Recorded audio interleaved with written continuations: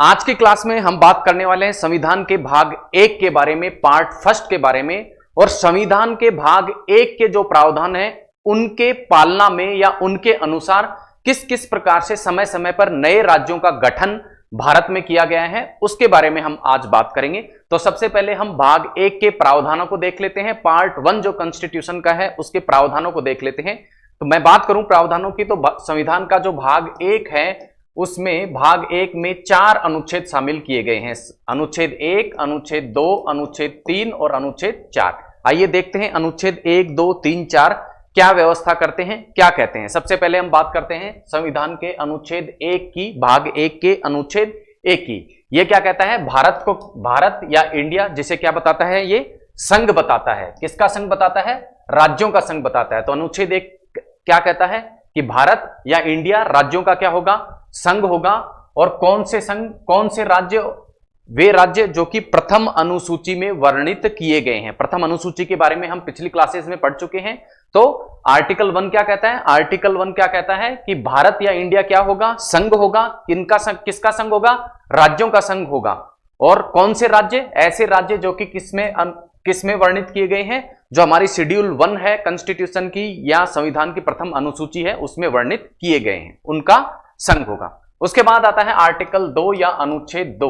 अनुच्छेद 2 देखिए क्या कहता है। अनुच्छेद 2 ये बताता है कि संघ में नए राज्यों को क्या किया जा सकता है? शामिल किया जा सकता है। लेकिन संघ में नए राज्य, संघ मतलब भारत में नए राज्यों को शामिल किया जा सकता है। लेकिन शामिल करने के लिए क्या करना पड़ेगा? संसद द्वारा इस हेतु क्या करना पड़ेगा? एक एक्ट या कानून पारित करना होगा। और किसी भी राज्य को भारत में शामिल करने के लिए या संघ में शामिल करने के लिए, संघ जो कि अनुच्छेद 1 में बताया गया है उसमें शामिल करने के लिए 2 तरीके हैं। पहला तरीका है प्रवेश या एडमिट के द्वारा, और दूसरा तरीका है संस्थापन या एस्टैब्लिशमेंट के द्वारा। प्रवेश या एडमिट के द्वारा भारत में उन राज्यों को शामिल किया जा सकता है जो राज्य पहले से ही क्या है? अस्तित्व में है। जो राज्य पहले से भारत के सीमा क्षेत्र में है, पहले से अस्तित्व में है, इस संविधान के लागू होने से पूर्व में ही अस्तित्व में है, तो उनको संघ में किस प्रकार से मिलाया जाएगा? भारत में किस प्रकार से मिलाया जाएगा? एडमिट या प्रवेश के द्वारा। और दूसरा तरीका है संस्थापन के द्वारा या एस्टैब्लिशमेंट के द्वारा। इस तरीके से उन राज्यों को भारत में मिलाने का प्रावधान किया गया है आर्टिकल 2 में जो राज्य पहले से अस्तित्व में नहीं है, पहले से भारत के क्षेत्र में नहीं है, उनको किस तरीके से संस्थापन या एस्टैब्लिशमेंट के द्वारा किसमें मिलाया जाएगा? संघ में मिलाया जाएगा। तो ये बात हुई आर्टिकल 1 और आर्टिकल 2 की। अब तीसरे आर्टिकल की तरफ बढ़ते हैं, तीसरे अनुच्छेद के बारे में बढ़ते हैं। और तीसरा अनुच्छेद क्या कहता है? पहला अनुच्छेद क्या कह रहा है? संघ के बारे में बता रहा है कि संघ क्या होगा, इसमें कौन कौन से राज्य सम्मिलित होंगे। दूसरा आर्टिकल बता रहा है कि नए राज्यों को किस प्रकार से सम्मिलित किया जा सकता है। और तीसरा जो आर्टिकल भाग 1 का है वो क्या बता रहा है कि संसद कानून बनाकर, यानी संसद क्या बनाकर? कानून या एक्ट बनाकर क्या कर सकती है? किसी भी राज्य का और किसी भी केंद्र शासित प्रदेश का क्या कर सकती है? नाम भी परिवर्तित कर सकती है और उसका क्षेत्र भी परिवर्तित कर सकती है। दूसरा, संसद क्या कर सकती है? 2 राज्यों को मिलाकर या 2 से अधिक राज्यों को मिलाकर एक नया राज्य बना सकती है। किसी राज्य को क्या करके? बांटकर 2 राज्यों या 3 राज्यों में बांट सकती है, यानी किसी राज्य को विभक्त करके 2 या अधिक राज्यों में बांट सकती है। लेकिन इसके लिए संसद को क्या बनाना होगा? पहली शर्त तो क्या है? संसद को क्या बनाना होगा? इसके लिए एक्ट बनाना होगा, कानून बनाना होगा। दूसरी शर्त क्या है कि ऐसा कानून बनाने के लिए या ऐसा एक्ट बनाने के लिए जब बिल पेश किया जाएगा तो उस बिल के लिए क्या लेनी होगी? राष्ट्रपति की सिफारिश लेनी होगी। लेकिन केंद्र शासित प्रदेशों के लिए यदि ये बिल लाया जा रहा है, केंद्र शासित प्रदेशों का क्या किया जा रहा है? या तो क्षेत्र परिवर्तन किया जा रहा है या उन्हें मिलाकर क्या बनाया जा रहा है? एक से अधिक केंद्र शासित प्रदेशों को मिलाकर राज्य बनाया जा रहा है। उस स्थिति में राष्ट्रपति की सिफारिश लेना आवश्यक नहीं है। ठीक है। उसके अलावा दूसरी शर्त क्या है कि जिस राज्य का क्षेत्र में परिवर्तित किया जा रहा है या नाम में परिवर्तन किया जा रहा है, उस राज्य का जो विधानमंडल है उसकी सिफारिश लेनी होगी। उसकी क्या लेनी होगी? सिफारिश लेनी होगी। और एक आदेश इस हेतु जारी किया जाएगा राष्ट्रपति के द्वारा। उस आदेश में वर्णित जो अवधि होगी उसी अवधि में क्या लेनी होगी? सिफारिश राज्य विधानमंडल की लेनी होगी। अब आपके मन में प्रश्न उठेगा कि यदि राज्य विधानमंडल मना कर दे, ऐसी सिफारिश दे कि नहीं, हम हमारे राज्य को क्या नहीं करना चाहते, विभक्त नहीं करना चाहते, या इसके क्षेत्र में परिवर्तन नहीं करना चाहते, या इसके नाम में परिवर्तन नहीं करना चाहते, तो भी क्या संसद कानून बनाकर ऐसा कर सकता है? तो जी हां, संसद कानून बनाकर फिर भी ऐसा कर सकता है, क्योंकि साफ साफ लिखा गया है संविधान का जो भाग 1 है उसके अनुच्छेद 3 में कि राज्य चाहे सिफारिश कुछ भी दे, बिल पर कोई असर नहीं पड़ेगा। यह बिल क्या होगा, संसद में पेश किया जा सकेगा, और यदि पारित हो जाता है संसद में तो फिर क्या हो जाएगा, राज्य का नाम परिवर्तित हो जाएगा या क्षेत्र परिवर्तित हो जाएगा। तो यह था अनुच्छेद 3। उसके बाद है अनुच्छेद 4, और अनुच्छेद 4 क्या कहता है कि अनुच्छेद 2 और 3, अनुच्छेद 2 में देखिए, आप वापस देखिए, अनुच्छेद 2 में क्या था, अनुच्छेद 2 में यह बताया गया है कि किसी नए राज्य को भारत में किस प्रकार से शामिल किया जाएगा, ठीक है। और अनुच्छेद 3 में क्या बताया गया है कि 2 या अधिक राज्यों को मिलाकर किसी राज्य के क्षेत्र या नाम को किस प्रकार से परिवर्तित किया जा सकता है। यानी किसी नए राज्य को शामिल करने के लिए अनुच्छेद 2, और पहले से जो राज्य हैं उनके नाम और क्षेत्र में परिवर्तन करने के लिए यदि कोई कानून संसद बनाती है, कोई एक्ट संसद बनाती है, तो उस एक्ट के कारण क्या हो जाएगा, अनुसूची 1 और अनुसूची 4 परिवर्तित हो जाएगी। कैसे हो जाएगी? क्योंकि अनुसूची 1 में क्या बताया गया है, अनुसूची 1 में राज्यों का नाम दिया गया है, तो जब राज्य का नाम परिवर्तित होगा तो स्वाभाविक बात है कि अनुसूची 1 जिसमें राज्यों का नाम बताया गया है, क्षेत्र बताया गया है, वो भी परिवर्तित हो जाएगी, संशोधित हो जाएगी। इसी प्रकार अनुसूची 4 भी क्या हो जाएगी, संशोधित हो जाएगी, क्योंकि अनुसूची 4 में क्या बताया गया है, राज्यसभा में राज्यों की सीटें कितनी होंगी उसके बारे में बताया गया है, केंद्र शासित प्रदेशों की सीटें कितनी होंगी इसके बारे में बताया गया है। और जब राज्य और केंद्र शासित प्रदेशों का नाम और क्षेत्र परिवर्तित होगा तो क्या हो जाएगा, राज्यसभा में जो उनका प्रतिनिधित्व है वो भी परिवर्तित हो जाएगा, संशोधित हो जाएगा। तो इस प्रकार से अनुसूची 1 और अनुसूची 4 संविधान की क्या होंगी, परिवर्तित होंगी, संशोधित होंगी।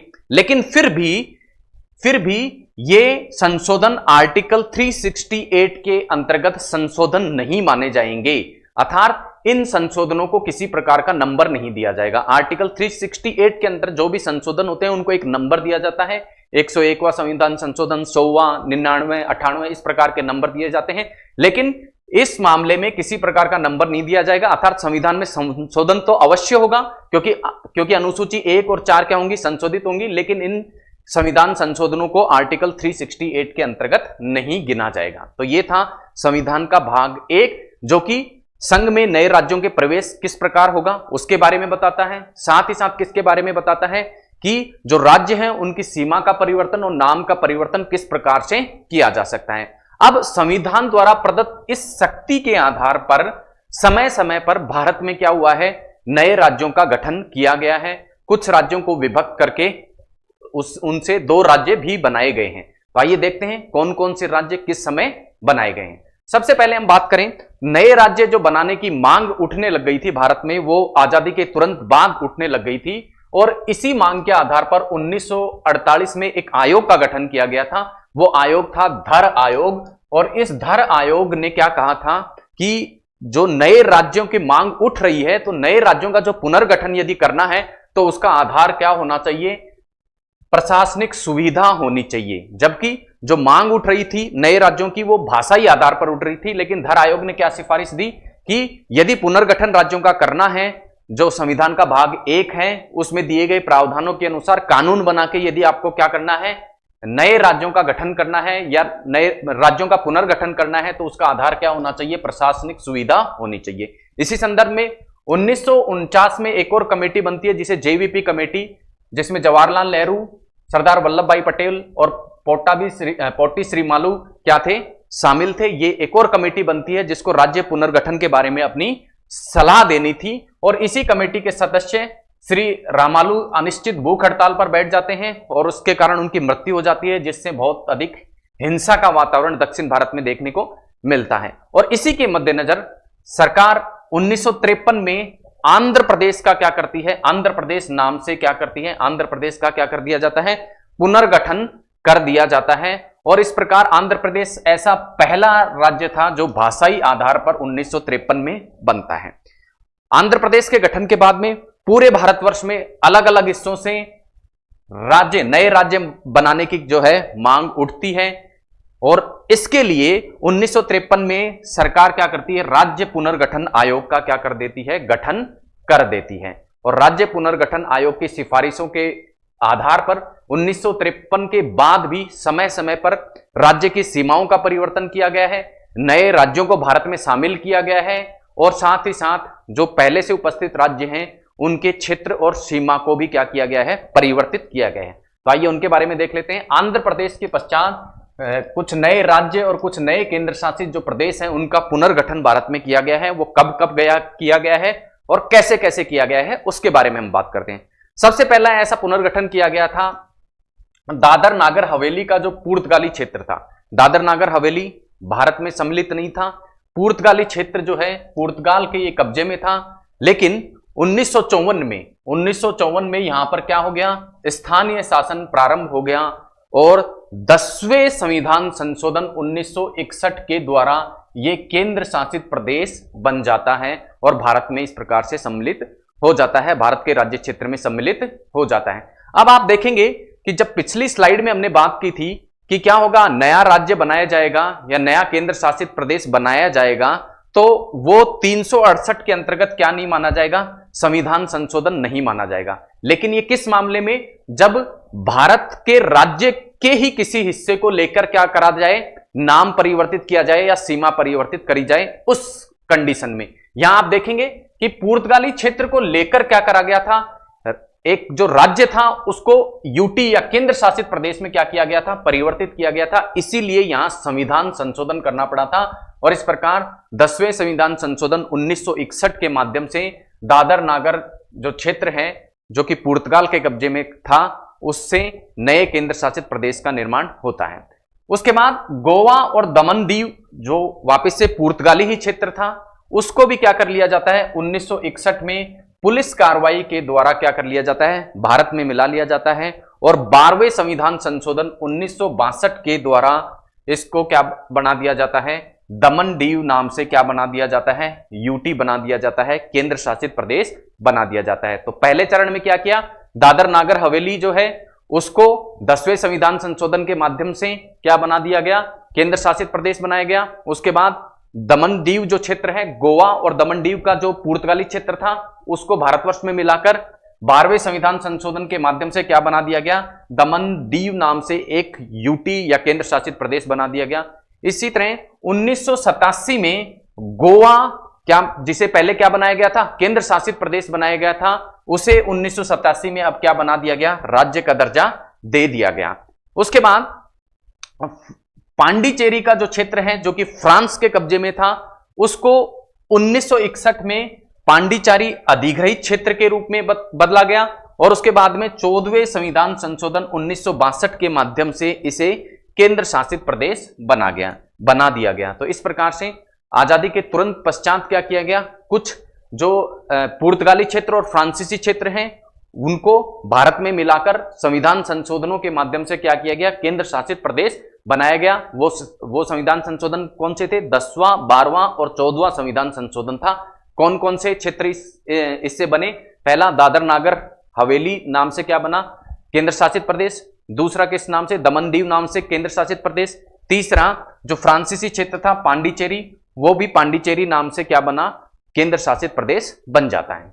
आगे चलते हैं। उसके बाद बंबई से जो गुजराती भाषी प्रदेश है, गुजराती भाषी प्रदेश है, उस प्रदेश के द्वारा क्या कर दिया जाता है, एक जन आंदोलन छेड़ दिया जाता है और अलग राज्य की मांग की जाती है। और इस मांग को मांगते हुए 1960 में गुजरात से अलग कर, बंबई से अलग करके गुजरात को क्या बना दिया जाता है, राज्य बना दिया जाता है। तो इस प्रकार से 1960 में गुजरात नाम से अलग राज्य यहां बनता है। उसके बाद पंजाब में भी इस प्रकार की मांग उठती है, पंजाबी भाषा के आधार पर क्या किया जाता है, अलग राज्य की मांग यहां की जाने लग जाती है और उसके आधार पर पंजाब से एक तो हरियाणा को क्या कर दिया जाता है, अलग करके राज्य बना दिया जाता है। इसी प्रकार पंजाब से ही हिमाचल प्रदेश को अलग करके राज्य बना दिया जाता है और चंडीगढ़ को केंद्र शासित प्रदेश बना दिया जाता है।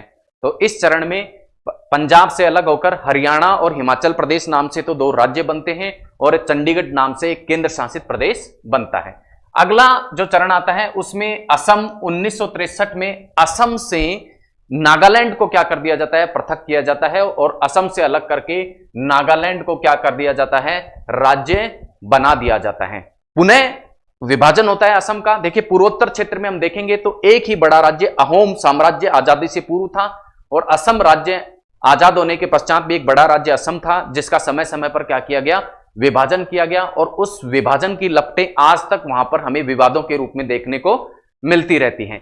असम से ही 1972 में अलग करके क्या बनाया गया, मेघालय नाम से नया राज्य बनाया गया और मिजोरम नाम से एक केंद्र शासित प्रदेश बनाया गया।